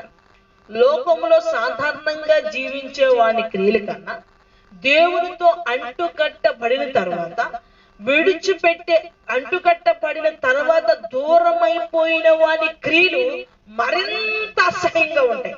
దీనికి ఉదాహరణ చెప్తాను. ఏంటంటే, ఒక 10, 30 లేదా ఒక 3 నెలలు డాక్టర్ గారు చికెన్ తినొద్దు అన్నారు అనుకోండి, మానేసి 10-20 రోజులు 3 నెలల తర్వాత చికెన్ తినమన్నారు అనుకున్నాడు. ఏం చేస్తాడు తెలుసా? ఒక 100 రోజులు చికెన్ తింటాడు. ఎందుకంటే ఆడు చికెన్ కోసం మొహమోసిపోయాడు. ఆడు విసర్జించలేదు, విడిచిపెట్టాడు కాబట్టి ఎప్పుడైనా తెచ్చేసుకుంటాడు. దేవుడితో అంటుకట్టబడిన తర్వాత ఒక వ్యక్తి తనకున్న స్వభావాల యొక్క పరిపూర్ణతను ఏం చేయాలి తెలుసా? విసర్జించాలి. విసర్జిస్తే మళ్ళా చూస్తారా ఎప్పుడైనా మీరు? చూడరు. ఎందుకంటే వీళ్ళు విసర్జించారు, మరలా చూడరు.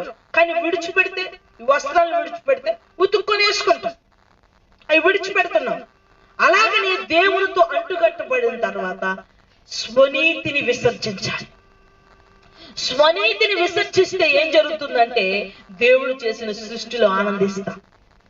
దేవుడు చేసిన సృష్టి క్రమములో మనం వర్తెలతో. అందుకే అంటాడు కదా రోమపత్రిక 8:20 ఈ సృష్టి దాస్యం అనే వంటి ఒక భాగంలో బంధించబడింది.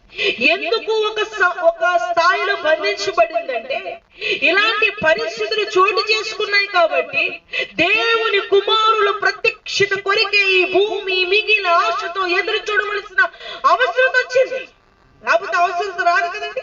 ఎందుకు వచ్చింది అవసరత అంటే? బంధించబడింది. ఎందుకు బంధించబడింది? దాస్యమని అంటే అనగదొక్కబడే పరిస్థితిలోకి వచ్చింది కాబట్టి. అందుకంటున్నాడు.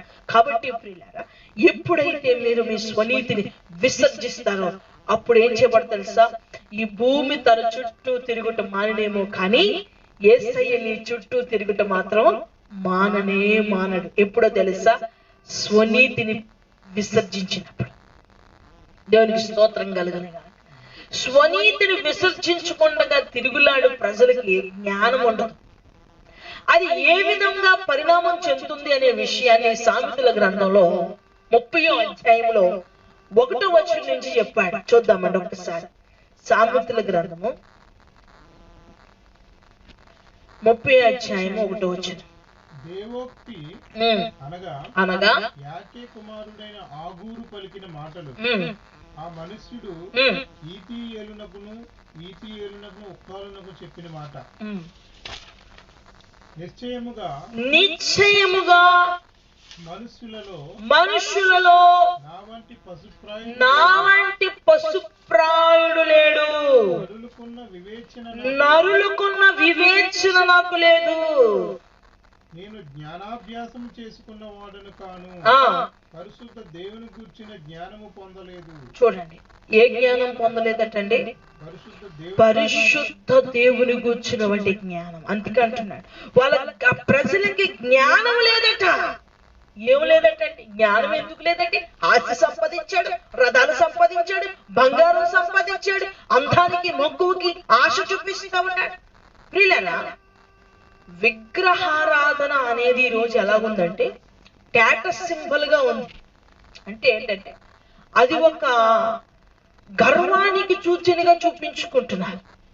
ప్రియులారా, మీరు గమనించగలిగితే గనక అందుకని అంటున్నాడు, ప్రజలకు జ్ఞానం లేదు. మనకి ఏ జ్ఞానం కావాలి? పరిశుద్ధ దేవుని గురించిన జ్ఞానం కావాలి. ఈ జ్ఞానం ఎప్పుడు దొరుకుతుంది అంటే, ఇందాక మనం చదువుకున్నాం మొదటి కొరింథీయులకు రాసిన పత్రిక 1వ అధ్యాయం 31వ వచనంలో దేవుడు మనకి జ్ఞానాన్ని ఇస్తున్నాడు, నీతిని ఇస్తున్నాడు, పరిశుద్ధతని ఇస్తున్నాడు.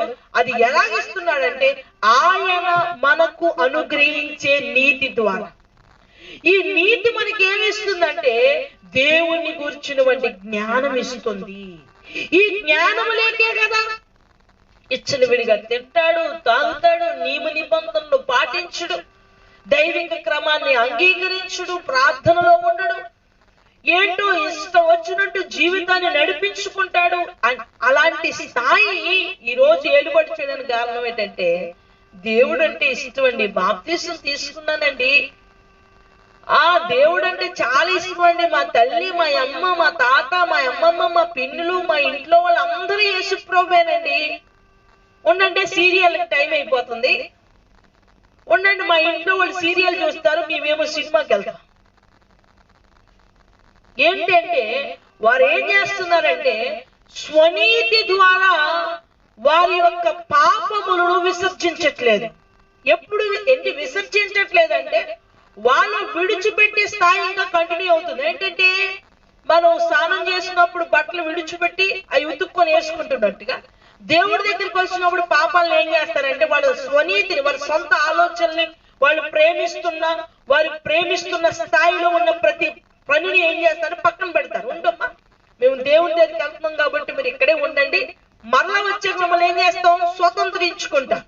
ఏం చేస్తారు, దేవుడి దగ్గరకు వచ్చినప్పుడు మాత్రం ప్రభు నేను ప్రార్థన చేస్తున్నాను, నమ్మకంగా ఉన్నాను, ఇలా ఉన్నాను, అలా ఉన్నాను, మంచిగా ఉన్నాను కదా, నాకు సహాయం చేయ ప్రభు. అసలు ఆ మనిషి అనుకుంటున్నాడు నేను ఏదో రీతిగా బతి చేసేస్తున్నాను అని అనుకుంటాడు. నువ్వు దేవుడి దగ్గరికి వెళ్ళి మాట్లాడటానికి నీకు ఇబ్బంది లేకపోవచ్చేమో కానీ, నీకు సిగ్గు లేకపోవచ్చేమో కానీ దేవునికి ఇబ్బంది కలుగుతుందని మాత్రం ఆలోచించాలి. ఎందుకంటే దేవునికి చాలా ఇబ్బంది కలుగుతాడు. ఒక పాపి లేదా ఒక తప్పు చేసిన వ్యక్తి చూసిన వాడి దగ్గరకు వచ్చి నిలబడ్డాడు ఎలా ఉంటది చెప్పాలి. మరి తప్పు చేసాడు ఒక వ్యక్తి, చూసిన వాడి దగ్గరకు వచ్చి ఎదురుకొచ్చి నిలబడ్డానికి ఏమనుకుంటాడు, ఈడు చేసినోడు బాగా నిలబడతాడు, చూసినోడు ఏమనుకుంటాడంటే ఆడిని చూడటానికి ఈడు సిగ్గుపడతాడు. ఎందుకని మీరు గమనించారా, ఒకడు ఎవడో మన ముందు ఏదో తప్పు చేశాడు, మనం చూసేసాం, వాడు వచ్చి ఎదురుగా వచ్చి నిలబడ్డాడు, మనం ఏం చేస్తాం, ఆడిని చూడటానికి మనం సిగ్గుపడతాం. ఎందుకని మీరు ఎప్పుడైనా ప్రాక్టికల్ గా ఆలోచించారా లేదు? అలాగే ఉంటే దేవుడు కూడా నువ్వు తప్పు చేసేసి దేవుని దగ్గరికి వెళ్ళి నిలబడితే ఆయన అనుకుంటాడు, అబ్బా ఈడేంట్రా బాబు, ఈడు చేస్తే చేశాడు, మళ్ళా ఏమి ఎరగని వాళ్ళ నా ముందుకు వచ్చి నిలబడ్డాడేంట్రా బాబు అని ఆయన బాధపడే పరిస్థితి ఈరోజు. అలా ఉంది నేటి పరిస్థితి. కాబట్టి పరిశుద్ధ దేవుని గురించి జ్ఞానం లేకపోతే అజ్ఞానంగా పశుప్రాయుడు వలె అంటాడు కదా, కోరకు కుమారుడు అంటాడు, అయ్యో నా అజ్ఞానం ద్వారా నేను ఎంత భక్తి ఎంత కొనసాగించినప్పటికీ ఒక క్షణంలోనే నేను ఏమనుకున్నాను, అదిగో ఆమె చూసి ఎల్లు చూసి నా స్థాయి నాకున్న విశ్వాసాన్ని దిగజార్చేసుకున్నాను అంటాడు. ఎందుకని అప్పుల్లోనే వాడు హృదయం కలవరపరచబడింది, అంటే సంపూర్ణమైన స్థాయి ఇంకా అక్కడ లోపించిందని.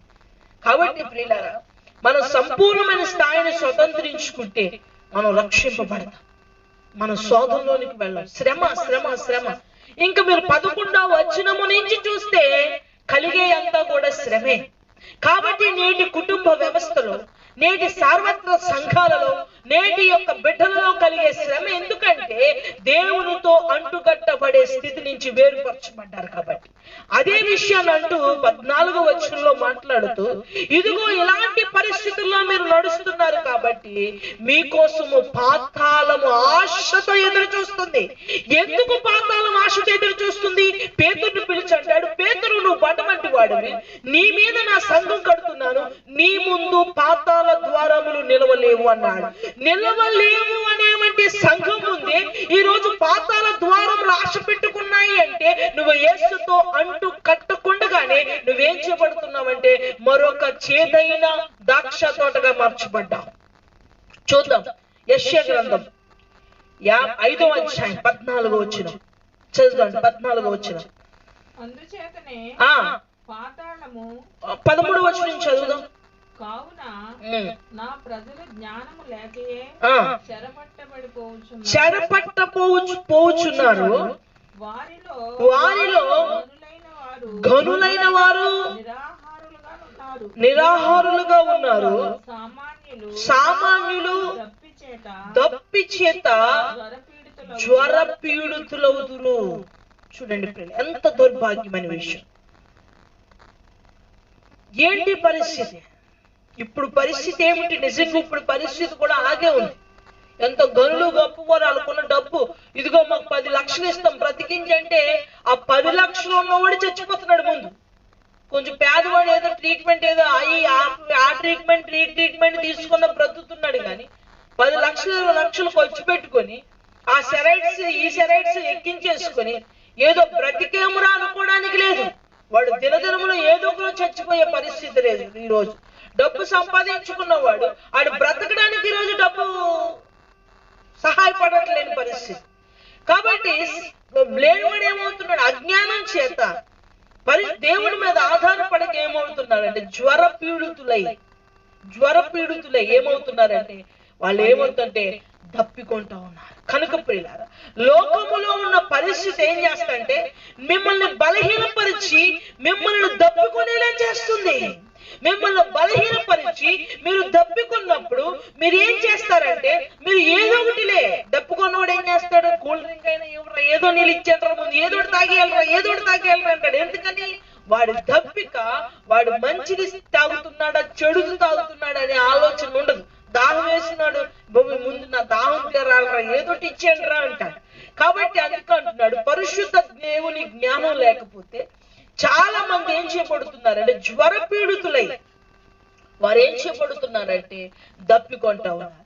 ఇలాంటి వారి కోసం ఏం చేస్తుందంటే, ఇలాంటి వారి కోసము పాతాళమట ఆశతో ఎదురు చూస్తుందట.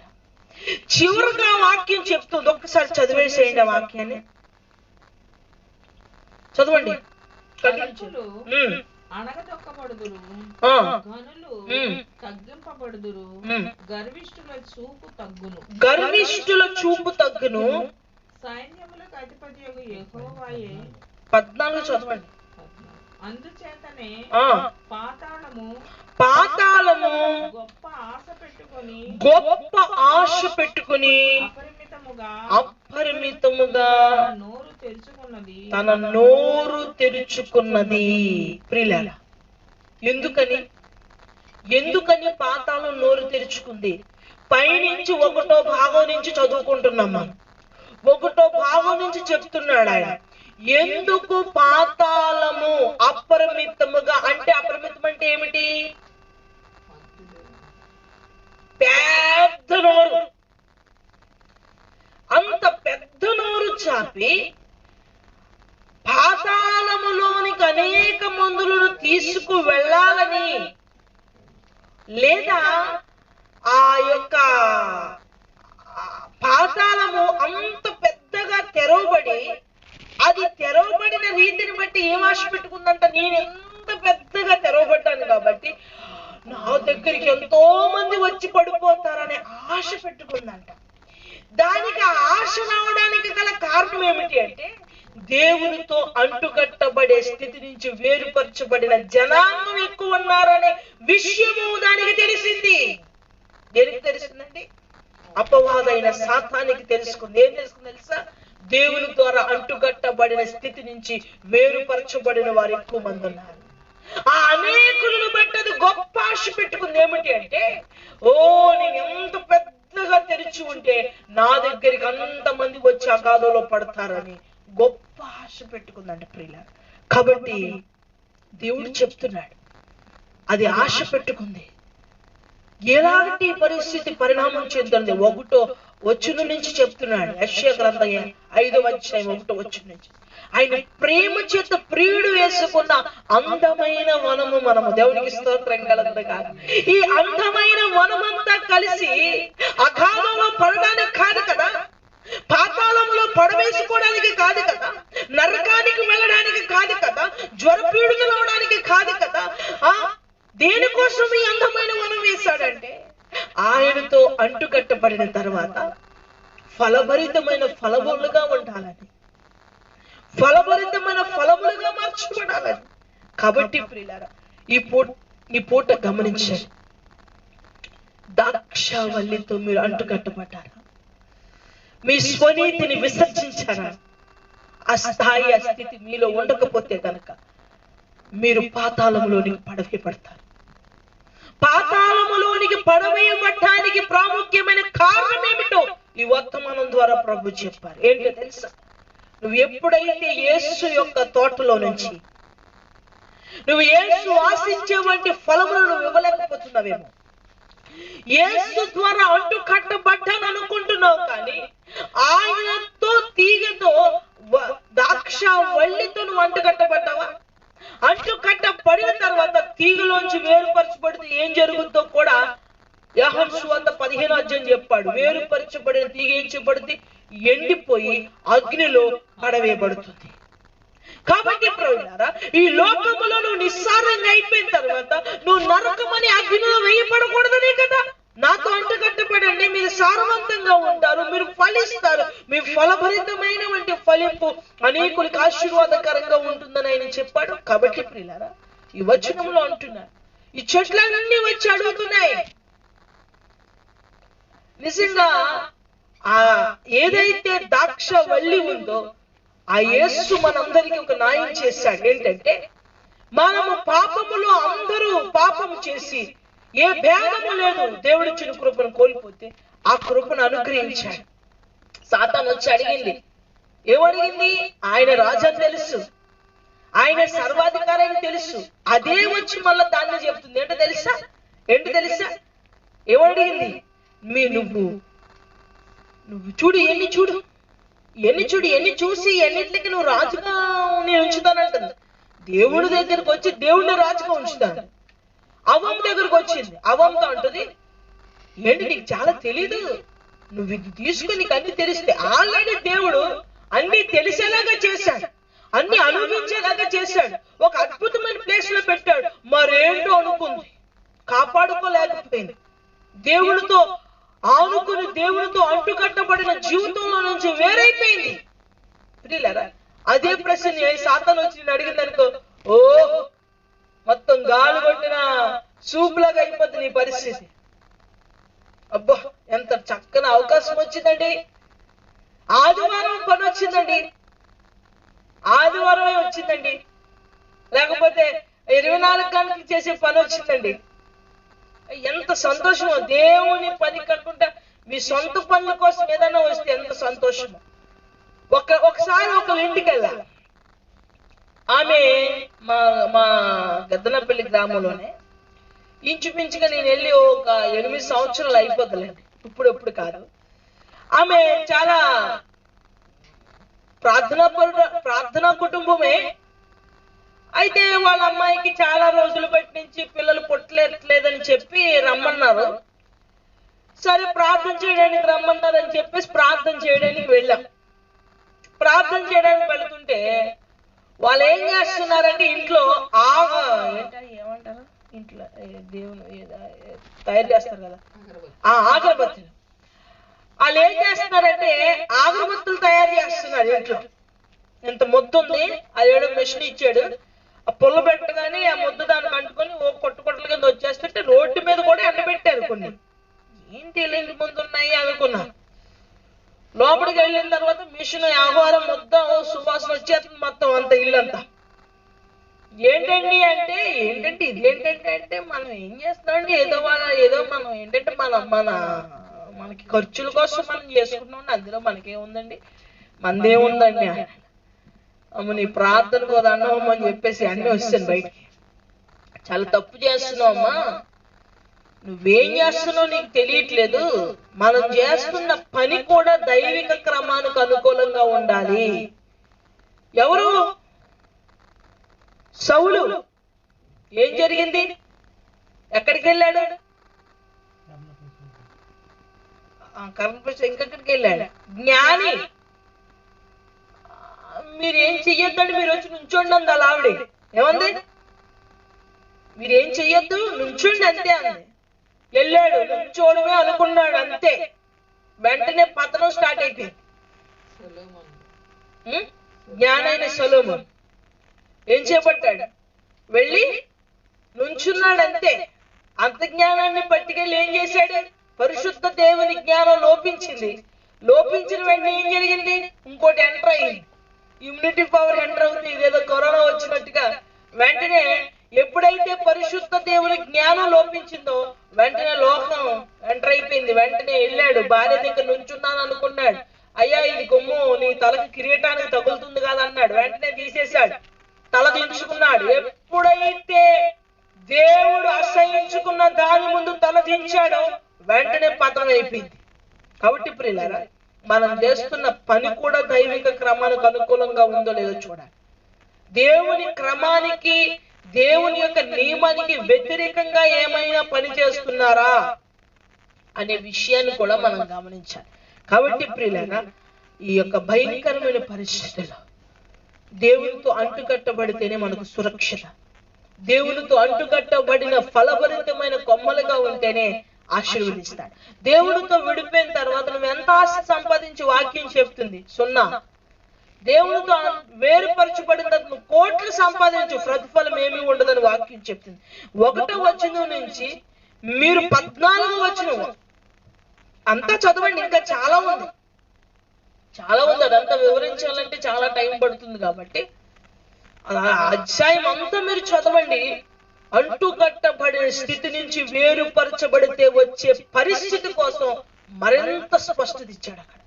కాబట్టి ప్రియులారా, మనం చూసినప్పుడు ఆ యొక్క లూకా సువార్తలో మనం చూసాం కదా, ఆయన యేసయ్య పరమ తండ్రి ఒక ద్రాక్ష తోట వేశాడు. ఆ ద్రాక్ష తోటలో ఆయన ఏం చేయబడ్డాడు? ఆ ద్రాక్ష తోట వేశాడని ఉంది కదండి. ఆ ద్రాక్ష తోట కోసం మనం నేను చెప్పుకున్న అందులో మధ్యలో ఒక ఒలీవల ఒక అంజూరపు చెట్టు ఉంది అని చెప్పాం. అంజూరపు చెట్టు కోసం మనం విన్నాం కదా.